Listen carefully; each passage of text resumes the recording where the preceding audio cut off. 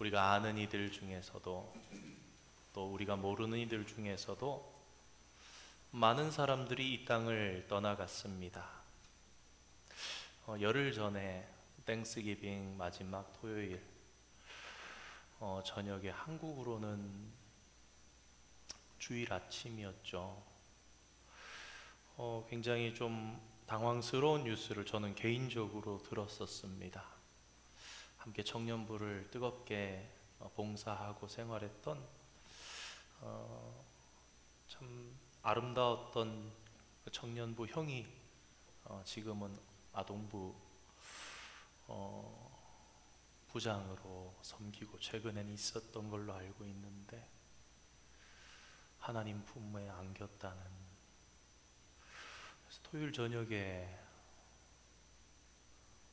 말씀을 준비를 하다가 마음이 너무 좀 헛헛해서 한 두어 시간을 아무것도 손에 잡히질 않아서 그냥 이렇게 그냥 있었던 기억이 납니다. 이제 50인데 애들이 저희 애들이랑 비슷한데 첫째랑 비슷한 나이인데 많은 분들이 세상을 떠났지만 그러나 그들 가운데서 다시 우리에게 돌아와서 우리에게 죽음이 무엇인가 설명해 주는 이들이 아무도 없습니다. 한 사람도 없습니다. 지금까지 많은 사람들이 죽음에 대해서 많은 질문을 던져왔고 지금도 던지고 있습니다. 죽음이란 과연 무엇인가? 죽음은 인생의 끝인가? 또한 이 죽음은 내가 지금 존재하는데 나란 존재가 소멸하고 끝나는 것인가 믿어지지 않지만, 아니 믿어지지 않기보다 그러한 사실이 나란 존재가 있었는데 세상이 내 중심이라고 누구나 착각하며 살아가지만 그런 나라는 존재가 없어지는 느낌은 어떤 것일까? 혹 소멸이 아니라면 죽음 후에 우리를 기다리는 것은 무엇인가? 우리 믿는 자들 외에는 우리의 생명은 어떻게 되는 것인가? 그리고 가장 실제적인 질문이 있죠. 나는 죽음을 어떻게 맞이할 것인가? 나는 죽음을 어떻게 준비할 것인가? 세상 사람들은 내 장례식이 아름다운 장례식이 되기를 꿈꾸면서 그 장례식을 잘 준비하고 싶어 하는 그런 분들도 간혹 계시는 것을 봅니다. 그러나 우리가 그 어떤 질문을 해도 세상에서 명확한 대답을 얻을 수가 없습니다. 그래서 많은 사람들이 죽음을 두려워합니다. 그리고 죽지 않기 위해서 열심히 노력하면서 삽니다. 우리의 삶이 풍요로울수록 삶에 대한 애착이 커집니다. 안 죽고 싶습니다. 그러면서 죽음에 대한 두려움도 더 커집니다. 그렇다면 성경은 죽음에 대해서 무엇이라고 말하고 있을까요?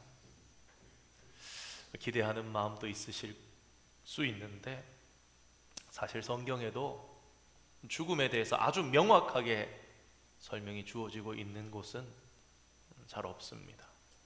단지 인간이려면 당하게 되는 당연한 과정으로 담담하게 그리고 있을 뿐입니다. 그런데 오늘 우리가 함께 읽은 본문, 사도 바울이 죽음에 대한 진지한 대답을 우리에게 주고 있습니다. 대강절 두 번째 주간을 맞으면서 오늘 그 말씀을 잠시 함께 상고하면서 오늘 바울은 우리에게 어떤 도전을 주는지, 또 죽음을 잘 준비할 수 있는 방법은 무엇인지 잠시 함께 생각해 보려고 합니다. 오늘 본문 1절은 이렇게 생각합니다. 우리는 알고 있습니다. 우리 좀 더 편안한 평서문으로 우리가 얘기한다면 여러분 우리는 알고 있습니다. 그렇게 얘기합니다. 사도 바울은 자신이 무언가를 알고 있다고 얘기하는 것입니다. 그런데 그 자신뿐만 아니라 그리스도 안에 살고 있는 사람들도 뭔가를 알고 있다고. 우리가 안다. 우리에게 있다.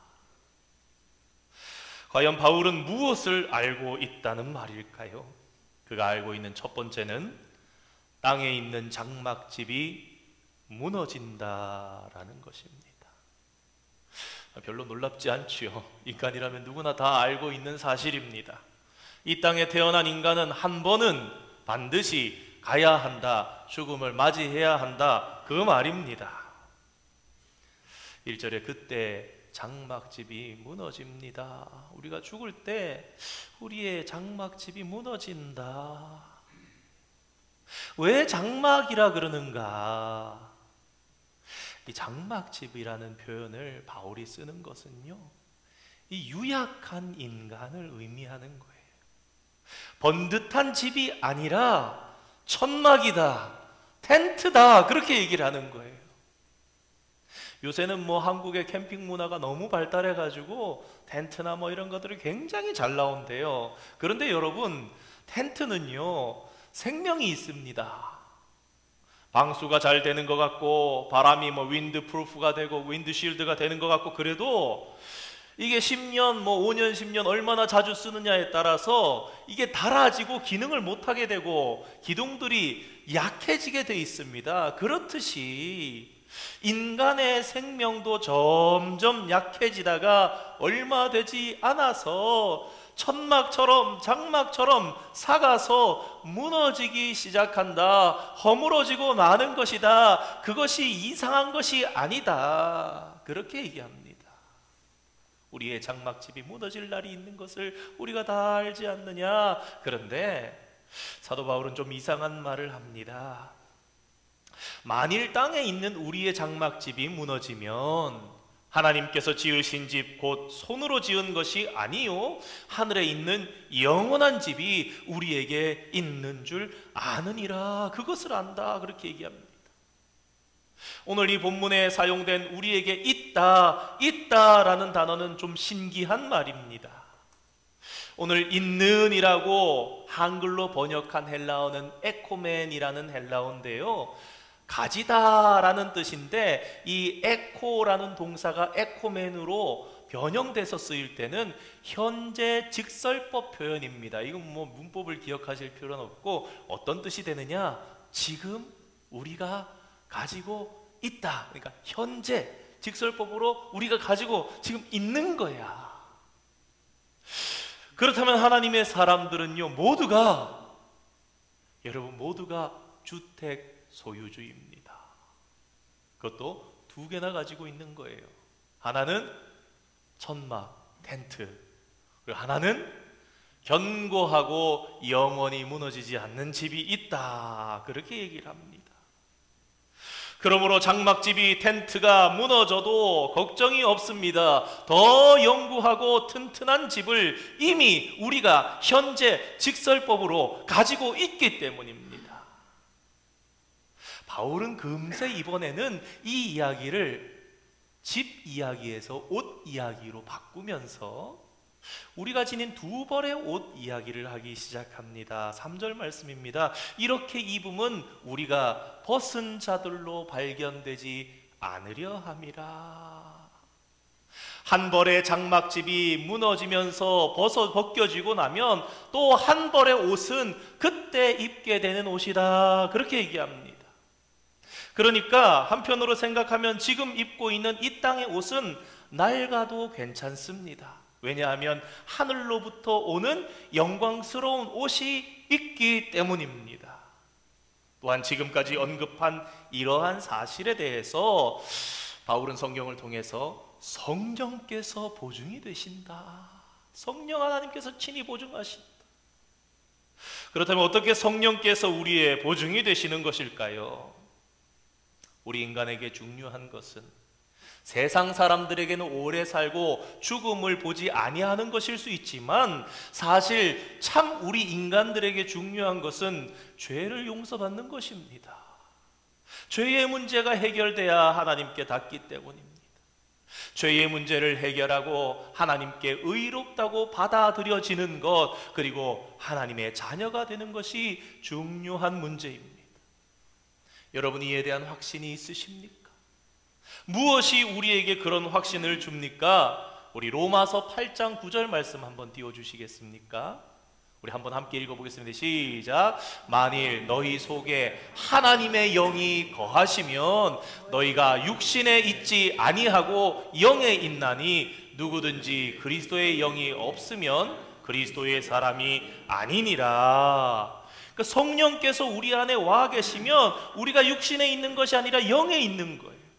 성령께서 와 계신다라는 거, 우리가 죄 용서함을 받았다라는 증거입니다. 하나님의 자녀라는 인치심을 받았다라는 것입니다. 그리고 우리가 죄인이고 하나님의 자녀가 아니라면 성령께서 우리 안에 계실 수 없다는 것을 우리는 알게 됩니다. 우리 다 성령을 받으셨지요. 하나님께서 우리의 생활 가운데 말씀을 하십니다. 우와, 우리 아들 참 잘했어. 야, 내 아들이 이런 길을 가기를 원하는데, 그런 성령의 음성이 들려옵니다. 기도하면서 성령께서 도우시는 것을 느낍니다. 그런데 좀 이상한 것은, 우리가 이렇게 다 옷을 가지고 있는데 3절 말씀에 왜 벗은 자로 발견되지 않도록 가라, 그렇게 말씀하는 것일까요? 오늘 사도 바울이 우리에게 이렇게 이야기하는 것은 죽음을 넘어서 하나님 앞에 섰을 때에, 그때에 분명히 누군가는 벌거벗은 채로 서는 자들이 있다라는 말씀을 하는 것입니다. 그러면 어떻게 이런 일이 있을 수 있을까? 여기에는 크게 두 가지 해석이 있다고 합니다. 첫 번째는 처음부터 잘못된 믿음으로 살아서 생명의 옷을 본인이 받지 못했는데 받은 것처럼 생각하면서 자기 스스로도 속고 산 사람들이 있다라는 해석이 첫 번째고, 또 다른 하나는 옷을 받았지만 도중에 잃어버린 사람들이 있다라는 해석입니다. 예를 들면 우리 마태복음 22장에 보면 왕의 아들 혼인잔치, 친구여 너는 어찌하여 예복을 입지 아니하고 있느냐, 왜 입지 않았느냐, 다 줬단 말이에요. 잃어버리고 중요하게 여기지 않고. 오늘 고린도 후서 말씀입니다. 사도 바울이 이렇게 고린도 교인들에게 3절과 같은 말씀을 하는 것은 고린도 교회에 그런 사람들이 있었다, 그런 말입니다. 이 말씀에서 사도 바울이 강조하는 것은 무엇입니까? 장막집이 무너지고 하늘의 집을 덧입게 된다고 우리가 할지라도 그 장막집이 없어지는 것이 아니라는 말입니다. 그 집 위에 하늘의 집이 덧입혀지기 때문에 처음에 있던 장막집도 중요하다. 다시 말해서 사도 바울은 믿음의 삶에, 그리스도인들의 믿음의 삶의 연속성을 대단히 강조하고 있습니다. 이 땅에서의 삶을 살다가 나 예수 믿었으니까 구원받고 새 옷 입으면 돼, 새 집 가면 돼 라는 얘기를 하는 것이 아니라, 성도님들 지금이 중요합니다. 우리가 이 땅에서 장막집에 어떻게 살았는지 중요합니다. 그러면서 이 옮겨가는 것이 현재 우리의 이 땅에서의 삶에서 연결되는 연속성을 굉장히 중요하다고 강조하고 있는 것입니다.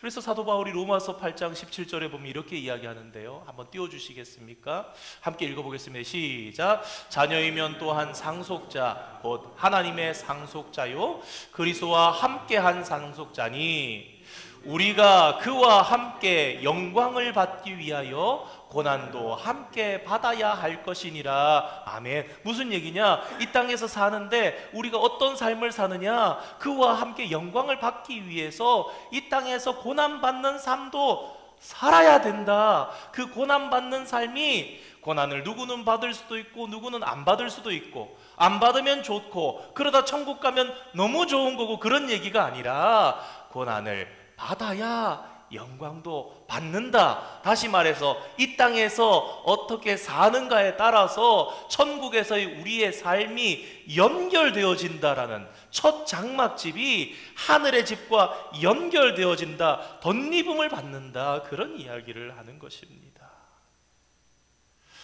이 땅에서 바르고 영광스러운 삶을 살지 않으면 그렇다면 죽음 후에도 결코 영광스러운 삶이 주어지지 않는다. 그러므로 우리는 죽음을 두려워하기보다는 죽음을 덧입기를 간절히 사모해야 한다는 말씀을 하는 겁니다.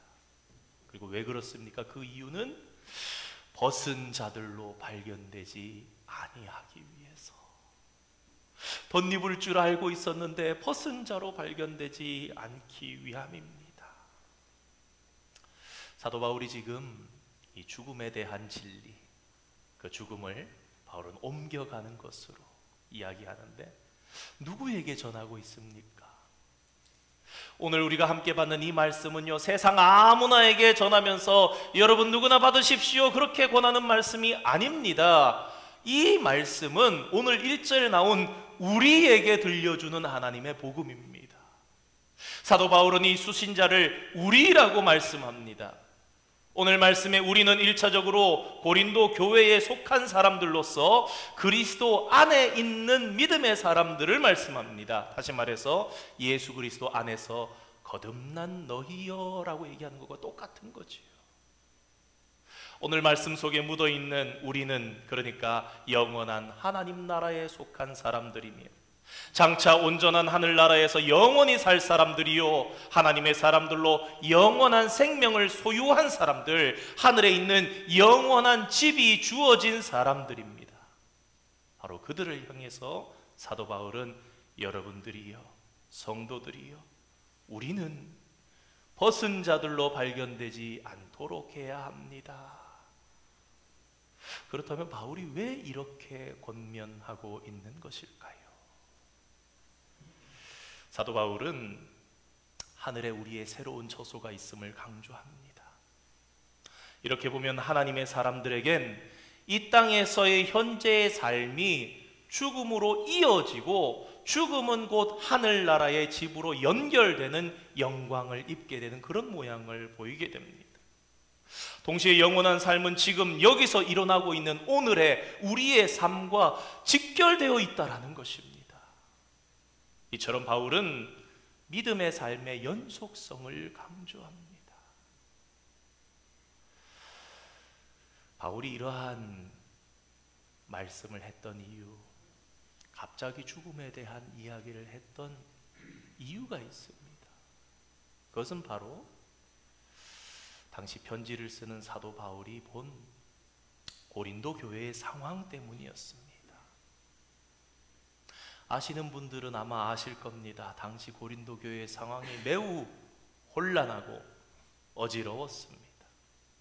거짓 전도자들이 득세하고 있었고 진실되게 복음을 전하는 사도 바울을 저는 거짓 사도다 모함하고 배격하는 무리들이 그 교회 안에 있을 뿐만 아니라 내가 받은 성령의 은사가 귀중하고 참된 것이다, 내 것만 옳은 것이다 강조하기 위해서 다른 사람이 하나님께로부터 받은 은사를 배격하고 저건 아니야, 교회의 지도자들을 핑계로 교회 안에 파당을 삼으면서 우리가 아는 것처럼 나는 아볼로에게라, 나는 게바에게라, 나는 바울에게라, 나는 그리스도에게라, 심지어는 교회 안에서 음란이 부끄럼 없이 활개치고 부자와 가난한 자들의 갈등이 심화되고 있는 것이 바로 오늘 고린도 후서 편지를 쓰고 있는, 편지를 받을 교회 안의 상황이었습니다. 바울의 마음이 쉬웠겠습니까? 어떻게 하면 우리 고린도 교회 성도들 얼굴들이 다 기억났겠지요. 이 집사님, 김 장로님, 박 집사님 이러면서 바울의 얼굴에 떠오르는 그들 가운데 누군가는 안타까운 소식으로 바울은 이러한 고린도 교회를 경고하기 위해서, 그러나 이게 너무 기분 나쁘게 들리면 안 되잖아요. 이게 누군가를 향해서 뾰족뾰족하게 너는 잘못했고 너는 좀 잘한 거야, 누구는 좀 이렇게 하는 게 좋겠고 하면서 하면은 누구는 상처받고 누구는 득세하고 누구는 그러죠. 그래서 사도 바울이 부드럽게 긍정적으로 고린도 교회 성도들 모두를 경고하기 위해서 죽음의 문제를 이 편지 앞에 앞세운 겁니다. 다시 말해서 우리 다 죽는다 이거예요. 그러면서 사도 바울의 함축적인 메시지는 이렇게 됩니다. 그리스도 안에 사는 사람이라면서, 우리가 그리스도 안에 사는 사람이라면서 이렇게 살아도 됩니까? 그렇게 써놓지는 않았어요. 그러니까 죽음을 이야기함을 통해서 사도 바울이 다 숨겨놓은 뒤의 메시지는 우리가 그리스도의 사람이라면서 이 땅에서의 삶이 장차 우리의 영원한 집과 우리의 천국에서의 영광과 상급과 연결되는데 과연 오늘 우리가 이렇게 살아서 되겠습니까? 라는 메시지를 죽음을 이야기를 하는 거예요. 그러면 여러분 죽음을 생각해 볼 거 아니에요, 고린도 성도들이. 그럼 자기를 돌아볼 거 아니에요. 맞아, 우리 천국 가야 되는데 나 잘 준비되고 있는 건 맞는가? 하늘의 영원한 집을 소유하고 있고 하나님께서 친히 지어주신 영원한 옷을 입고 살아가는 그런 분들이 이렇게 살아가도 되는가? 그렇게 묻고 있는 것입니다. 여러분은 영원한 생명을 소유하고 사는 자들이 아닙니까? 그렇다면 우리가 장차 하나님 앞에 설 때에 옷을 벗은 자들로 나타나서는 아니 되지 않겠습니까? 옷을 입고 서도록 이 땅에서 노력해야 되지 않겠습니까? 긍정적으로 권고했던 것입니다. 이러한 말까지 숨기면서. 사실 기독교는요, 영적인 거, 보이지 않는 거, 그런 것 같지만 현실의 종교입니다. 그런 기독교가 죽음을 이야기하고 종말을 이야기하는 이유는요, 사실은 미래를 이야기하고 미래를 강조하기 위해서가 아니라 오늘, 지금, 이 순간이 중요하다는 것을 강조하기 위해서 종말을 이야기하고 죽음을 이야기합니다. 종말을 어떻게 준비합니까? 죽음을 어떻게 준비합니까? 오늘 내 삶을 준비하는 사람이 아름다운 종말, 아름다운 죽음을 이야기할 수 있는 것입니다. 놀랍게도 초대교회의 성도들은요, 죽음을 두려워하지 않았습니다. 왜냐하면 그들은 죽음을 넘어선 믿음으로 현실을 살고 있었기 때문입니다. 과연 어떻게 그분들이 그런 삶을 살 수 있었을까? 초대교회 당시의 그리스도인들에게 가장 중요한 신앙의 포인트는 거듭남이었다고 합니다. 그러니까 born again, reborn한 것, 예수님 안에 다시 태어나는 것. 거듭남이 아름다운 죽음을 준비하게 해줍니다. 영원한 미래를 준비해 주기 때문에 거듭난 삶을 살아야 한다는 것이 이 초대교회에서 굉장히 강조가 되었다고 합니다. 여러분 한번 들어보십시오. 초대교회, 로마가 이제 나중에 그 콘스탄티누스 황제 때에 기독교를 국교로 정하기 이전까지는요, 그러면 그때부터 갑자기 막 확산되잖아요. 황제가 나는 기독교인이야 이러면 그 순간부터 그 모든 국민이 하루 만에 그리스도인이 되는 거예요. 돼야만 되는 거예요. 교회 가야 되는 거예요. 그렇잖아요. 그러니까 이거는 봉건주의 때 어쩔 수 없는 선택이었지만 그 전까지, 그러니까 4세기 초까지 믿음 생활에서 교회가 가장 강조했던 내용이 여러분 거듭남이었다고 합니다. 그래서 초대교회에 이렇게 교회에 성도가 오면요, 그냥 받아주지 않았습니다.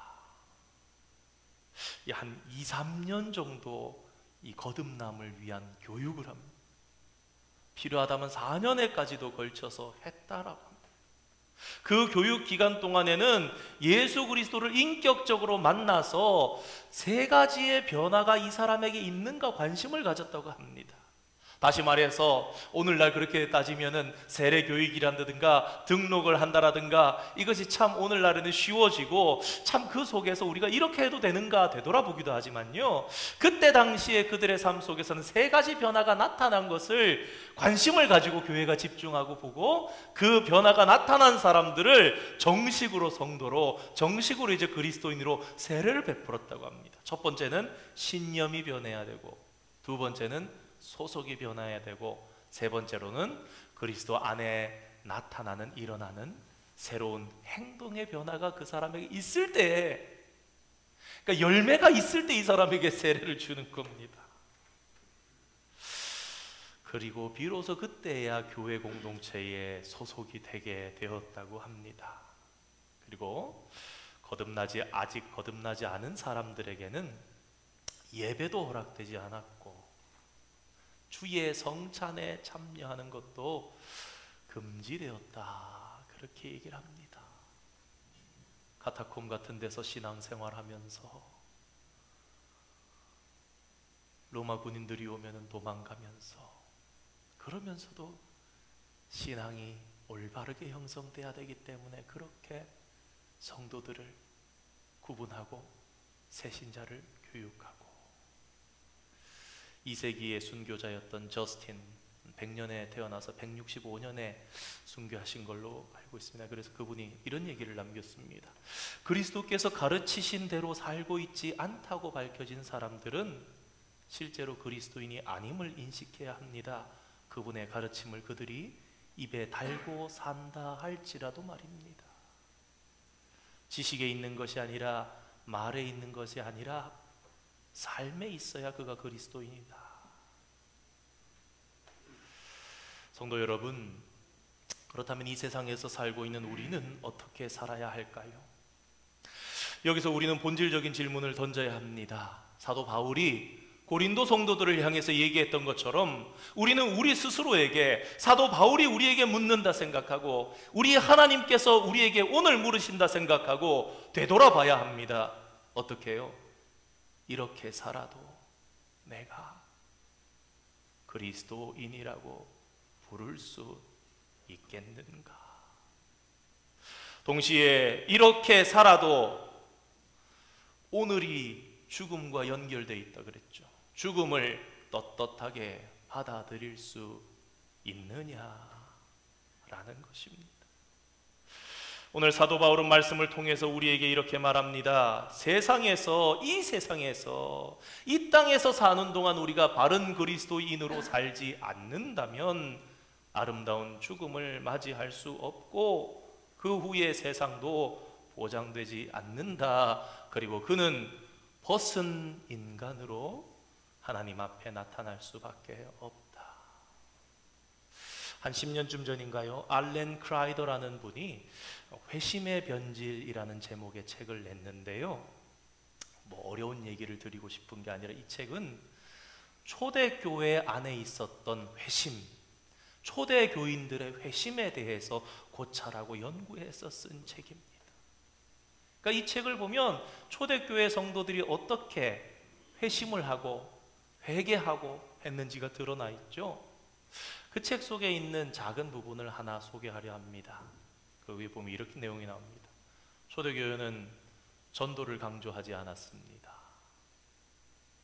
심지어 4세기까지는 대중전도라는 말도 없었다고 이 책에 보면 나옵니다. 그런데 놀랍게도 4세기까지 교회는 계속해서 핍박 속에도 박해 속에도 폭발적인 부흥을 했습니다. 여러분, 과연 어떻게 그런 일이 있을 수 있었을까요? 나라가 박해합니다. 직장에서 박해합니다. 매매를 못하게 합니다. 그런데 음지같이 숨겨진 그곳에서 성도들은 계속 늘어나고 성도들이 전도가 자동으로, 교회 오세요가 아닌데 전도가 자동으로. 그렇습니다. 거기에는 유일한 전도 방법이 있었으니 그것은 바로 그들의 삶이었습니다. 옳은 행실, 성도들의 진정한 거듭난 자로서의 삶 때문에. 사랑하는 성도 여러분, 나 어떻게 죽을 것인가? 내 장례식은 어떻게 좀 많은 손님들이 올 수 있을 것인가? 여러분, 그런 죽음을 준비하지 마시기 바랍니다. 오늘 사실은 그런 의미에서 죽음을 잘 준비하고 싶다면 우리의 마지막을 잘 준비하는 것이 아니라 오늘 내가 그리스도인으로 잘 살고 있는가? 오늘 나는 거듭난 사람으로 주님 앞에 옳게 살아가고 있는가? 그것을 점검하면 우리의 죽음에 대해서 준비할 필요가 없다라는 것을 또한 깨닫게 되는 것입니다. 이것만이 우리가 잘 죽는 길이요, 또한 나가서 저와 여러분이 영원히 사는 길입니다. 말씀을 시작하면서 같이 정말 즐거운 추억이 많았던 대학에서 연극부 생활을 해서 아주 호탕하기도 하면서 재미있고 다양한 재미있는 표정으로 많은 청년들에게 웃음을 주었던, 그러면서도 신실했던, 죽음을 생각하면 참 짧고 안타깝고 또 남겨진 가족이나 자녀들을 생각하면 그렇지만 지금까지도 며칠간 되돌아보면서 저는 그러나 그분의 영혼에 대해서는 전혀 걱정하지 않았습니다. 참 선한 영향력을 많이 주었던, 삶의 에너지가 있는 것이 아니라 참 그분의 믿음이 아름다웠고요. 새벽에 구리에서 정량리까지 30분씩 조깅해 와서 새벽 기도 참석하고, 청년들에게도 무슨 일들이 있으면 며칠씩 교회에 들어 골방에서 자면서 막 준비하면서 연극 준비도 하고, 한 번은 함께 봉사활동 가서 몸이 불편한 분들을 이렇게 2인 1조씩 돼서 몸을 씻겨주는 일이 있었는데, 저랑 같이 이렇게 맨몸으로 들어가야 되죠. 그분들 씻기려면 나이도 뭐 젊은 사람들로부터 나이가 드신 분도 있는데, 한 번은 그렇게 봉사하다가 그 막 뭐라고 다급하게 하는데 못 알아들었어요. 제가 말이 어눌하셔서 속이 좋지 않으셨나 봐요. 그래서 거기서 씻기는데 저희가 씻겨드리는데 형이랑 저랑 배변을 한 거예요. 굉장히 자연스럽게 괜찮다고 걱정하지 말라고, 우리가 다 그러니까 괜찮다 그러면서 목욕시켜줬던 그런 생각들이 나면서 오히려 오늘 말씀을 준비하면서 그런 생각이 들었습니다.